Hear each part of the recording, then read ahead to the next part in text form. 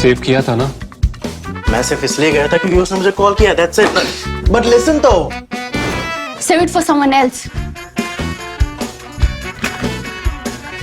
जिंदगी में सेव करना जरूरी है, मगर जब बात पैसों की हो, सिर्फ सेविंग से काम नहीं चलेगा। इक्विटी म्यूचुअल फंड्स में इन्वेस्ट कीजिए और अपने सेविंग्स को आगे बढ़ने का मौका दीजिए। Mutual fund investments are subject to market risks. Read all scheme-related documents carefully.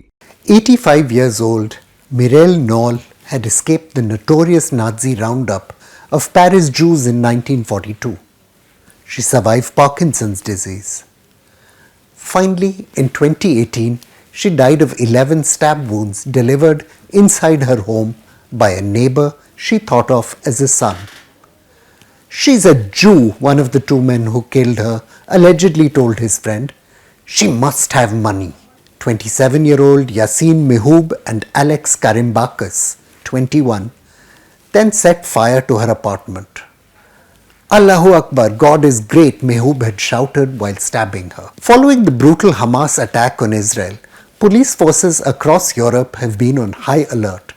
Antisemitic incidents have quadrupled in the United Kingdom, and Germany has banned the pro-Hamas organization Samidoun.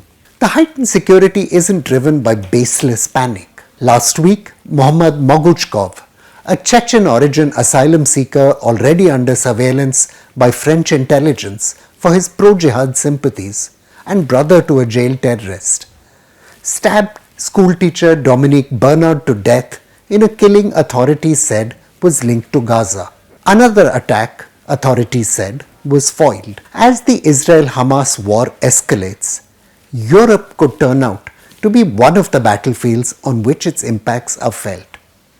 Fueled by refugee flows from the Middle East, a Pew survey records, Muslims will make up between 7.4% and 14% of the region's population by 2050. The import of hatred is evident. French Jews, who made up less than 1% of the population, suffered 55% of recorded racist attacks in 2019. The story is much the same in the UK. Finding solutions, though, is more complex than it seems, because the conflict isn't just about the inherited beliefs and hatreds of immigrant Muslims. Both the privileged position granted to Islamists as instruments of state control over immigrants and the survival of anti-Semitism as a powerful cultural trope in white Europe itself need to be examined carefully. Europe's coming to terms with its complicity in the centuries-old anti-Semitic violence that led up to the Holocaust, discrimination, pogroms, massacres, is a curious thing. Germany has tough laws that criminalize hate speech and Holocaust denial. Even then, statues of the 16th century theologian and reformer Martin Luther abound.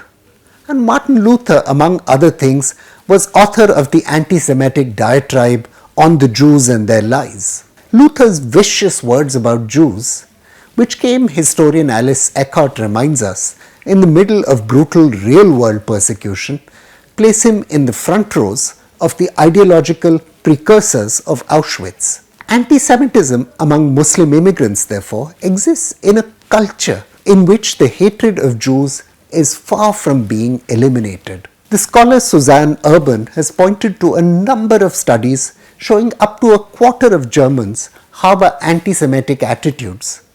On the left, sometimes dressed up as anti-imperialism and anti-Israel language.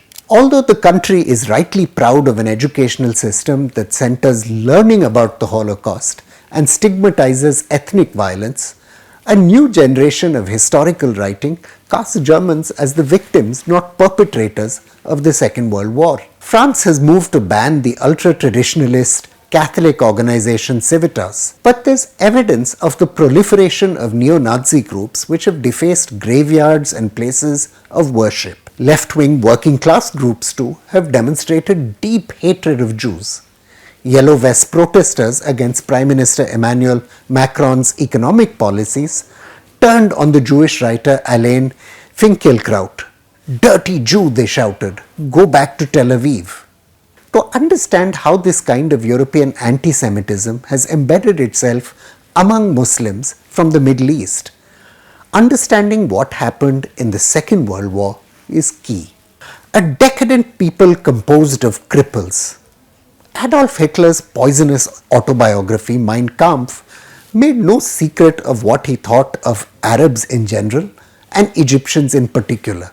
I am prevented by mere knowledge of the racial inferiority of these so-called oppressed nations from linking the destiny of my people with theirs, he wrote.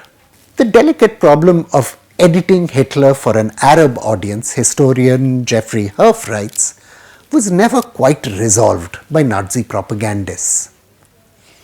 Early in 1933 though, Haji Amin al-Husseini, Grand Mufti of Jerusalem, met with German diplomat Heinrich Wolff to discuss European Jewish immigration into Palestine.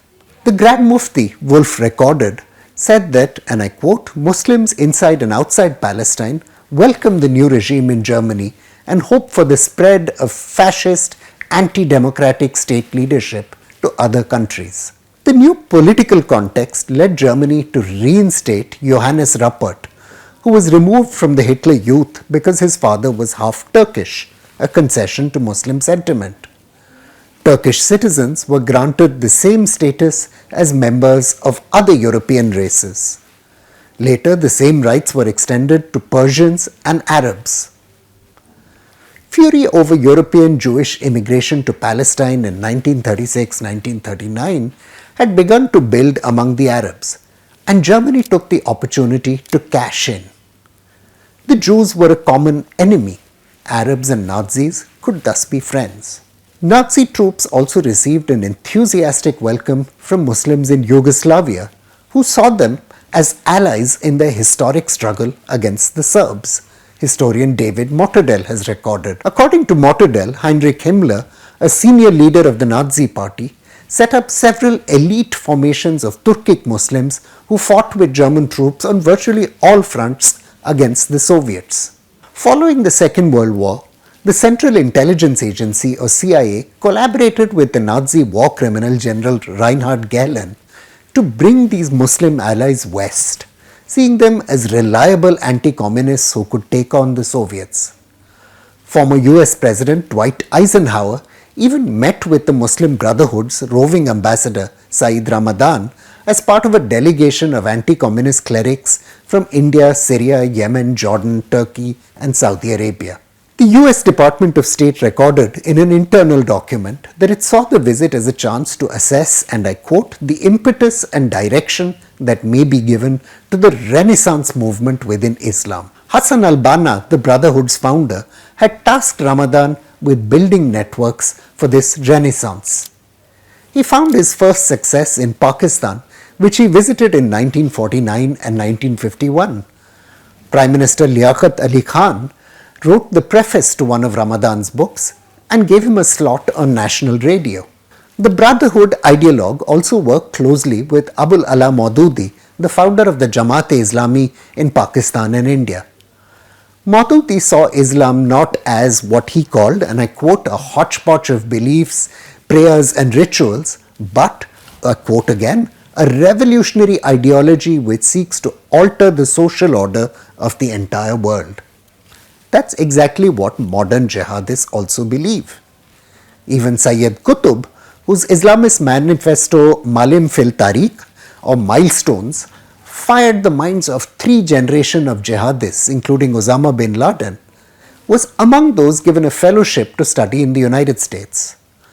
Qutb's subsequent writing on the visit shows he later developed an almost neurotic hatred of the West during that fellowship, driven by his dislike of African American culture and the independence of women. Yet, Islamist-led institutions emerged at the vanguard of Muslim communities in Europe because of official patronage. France's government since 2003 has chosen to engage, Gunther Gikelli writes in his book, with the Conseil Français du Culte Musulman, or the French Council of the Muslim Faith, which is accused by its critics of supporting religious extremism. This even though only 1 in 4 Muslims actually even visit mosques. The Muslim Council of Britain, which is linked to the Jamaat-e-Islami and Muslim Brotherhood, has similarly become a semi-official interlocutor on issues of Islam. Germany finally began a push to free itself of Turkey's influence over its mosques and train clerics locally in 2003. The move followed criticism over the involvement of the Muslim Brotherhood in German mosques. In essence, European states subcontracted the religious identity of Muslims so that they would not have to engage their economic and social grievances. Governments hoped clerics could be recruited to control the community instead of doing the hard work of reform.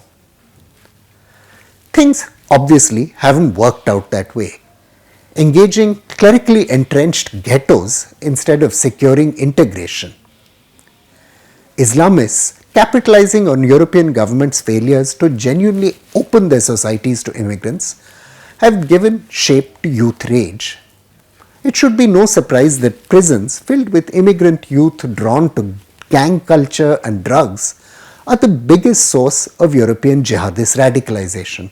Government is the god that failed Europe's Muslim immigrants. Some are choosing a more violent cult instead. Fighting the toxic hatred from Gaza needs European governments to start delivering on their own democratic ideals. I'm Praveen Swami and I'm National Security Editor of ThePrint. Thank you for watching Security Code.